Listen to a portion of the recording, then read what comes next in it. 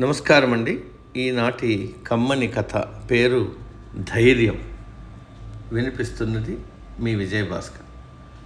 ఎవరి అలవాట్లు అభిప్రాయాలు వారివి, కానీ మళ్ళీ అప్పుడప్పుడు ఏమిటో జీవితం ఇలా అయిపోయింది అనుకుంటాం.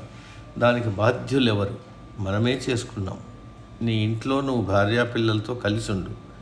గంజి నీళ్లలో ఉల్లిపాయ నంజుకొని తిన్నా పర్వాలేదు. అప్పు చేయవద్దు. మనిషికి ఇంతకు మించిన జీవితం లేదు. అలాగే మనిషికి జీవితాంతం తోడుండేవాడు ఎవరు అని యక్షుడు ధర్మరాజును అడిగాడు.